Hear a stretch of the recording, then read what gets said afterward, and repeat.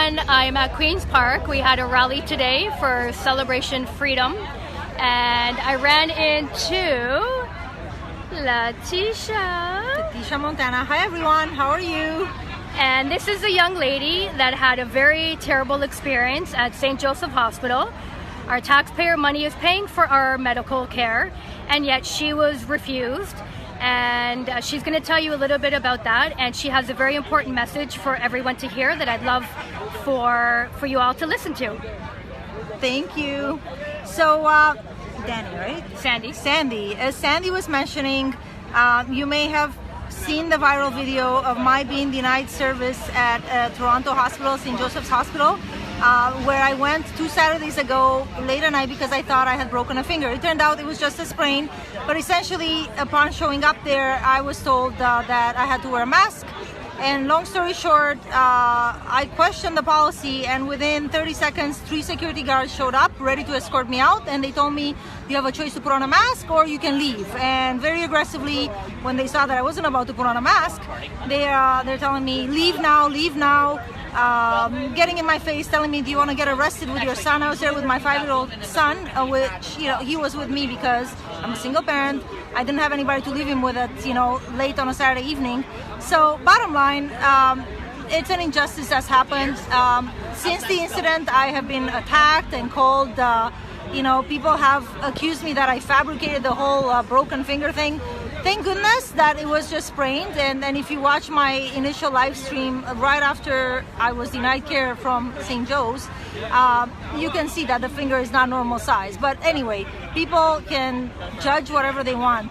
The message I have is that, yes, because of my posting that 30-second video, which ended up being super viral on Twitter, 6.1 million views to date, I was subjected to a lot of hate and negativity from people around the world calling me a COVIDiot and a selfish, irresponsible person because I wouldn't put on a mask. Because unlike them, I actually took the time to do my own research on masks, and I found out that they can actually pose risk to your own health within seconds of putting one on. Yes.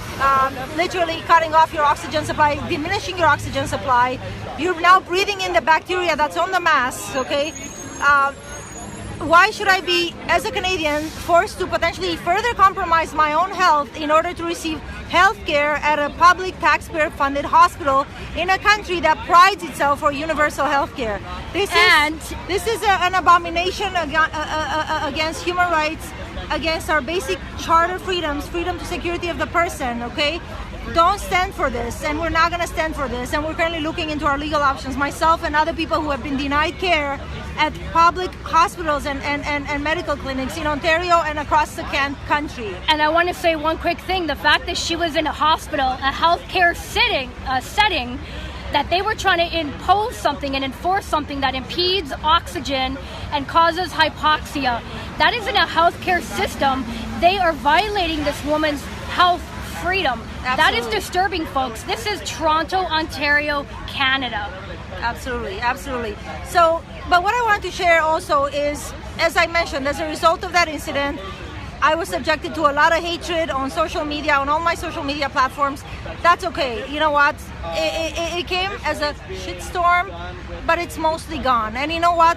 Who has stayed are, by and large, supporters, people who also care about freedom, individual rights, human rights, medical freedom, freedom of choice when it comes to what we put on our God-given bodies, okay?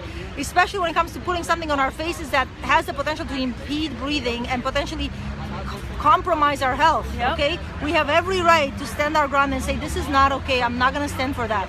And you know what? I never in a million years would have thought that my little video would go as viral as it did.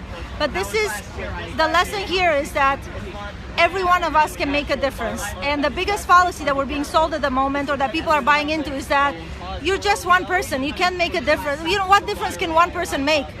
Martin Luther King was one person. J.F. Kennedy was one person. Mahatma Gandhi was one person. One person can make a difference. Malcolm X was one person. Rosa Parks was one person. Exactly. Everyone is one person you can make a difference. Every one of us counts. Every voice matters. Do not discount yourself. You have no idea the difference you can make. Yep. As a result of that little incident of mine that went viral, I was given the opportunity to speak on a lot of the local news stations, local talk show stations. And yes, they made me look bad. They try to make me look like an idiot. I continue to stand my ground. I told them my rights don't end where your fears begin. That's right. If you want to wear a hazmat suit to protect yourself from this virus, you have every right to do so. But you don't have the right to tell me what I can put on my God-given body, contrary to my freedom of security as a person, contrary to my, bodily autonomy and integrity. No, thank you. No, thank you. Stand your ground, okay? So keep in mind, you have every right to stand your ground and to use your voice. And remember, when you use your voice, you have no idea who your message is going to reach out to and resonate with. And as a result of my little incident that never in a million years would have thought that would have get that much attention, and even though the attention was mostly negative, it forced the mainstream media to finally pay attention to those of us who had been in the freedom movement for months now, okay? As a result, they gave coverage to our anti-mask protest that took place July 7th in Toronto, where about 40 of us boarded the TTC, the local transit public transit, with no mask, with no masks on, okay? So much can come out of your voice, of your speaking out. Do not discount yourself. Your voice matters. Every voice matters. And by the way, my voice may resonate with some people. Your voice will resonate with other people, okay?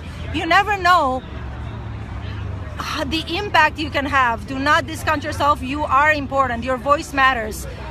Trust that you can make a difference. Do not be dissuaded and do not buy into the lie that you are insignificant, that you're small, that you cannot make a difference. That is exactly the kind of lie the powers not to be want us to believe. Do not believe that, because imagine if all of us were standing in our power and were empowered and standing our ground and saying, no, we're not going to participate in these inhumane measures. Social distancing, which is a form of CIA documented torture, okay? Which has never been scientifically proven to work. Social distancing is a new phenomenon that does not have any scientific evidence. Well, if you watch Amazing Polly on YouTube, she did a whole expose. It's actually it's a documented form of torture, okay? And that is what they're trying to subject all of us and our children to.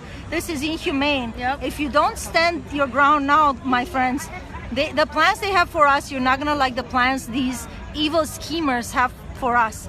It's time for us to stand in our own power and take a stand. And I want to show you my poster again. Thank you to this brave woman, Letitia, for speaking out. We come down to Queen's Park every Saturday from 12 to 3, celebrate our freedom in Toronto. And my sign, I know it's flipped, but it says, "We are the ones we've been waiting for." This is a Hopi Indian prophecy dating back 10 years, the year, I want to say 2010. Stop waiting for others to be the leader. You can be the leader. We are the ones we've been waiting for. If you are on this planet at this point in this planet's history, you better believe you chose to be here. There is no accidental incarnation. You're not here by accident, my friends. And if you're here, you have a role to play. And if you are abnegating that role and allowing some misguided beings to step on your freedoms and trample all your rights and step all over you, you are just consenting to your own destruction and to your children's destruction and to a horrific future for your children and for humanity. Silence is consent. Do not acquiesce to tyranny. You have a responsibility. You have a role to play on this planet. Do what you can. You may not feel comfortable speaking out. Support those of us who are speaking out. I've had people reach out to me sending materials so that we can further spread the word. Do what you can. Trust that you can make a difference. Even if it's one Facebook post questioning what's going on, do what you can. And again, do not discount yourself. You are more powerful and more important than you think. Every one of us can make a difference. There are 8 billion, almost 8 billion people on this planet. Can you imagine what this world would be like if all of us stood in our power and stood our ground and said, no, you're not allowed to do this to human beings. You're not allowed.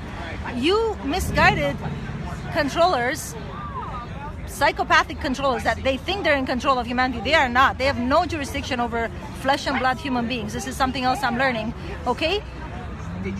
If all of us said no, that's it. They would have no way. What are they going to do? Arrest 8 billion people? No way in hell, okay? Stand your ground, stay strong. Don't forget, you have more power than you think. You are more powerful than you think. Okay, bless you all.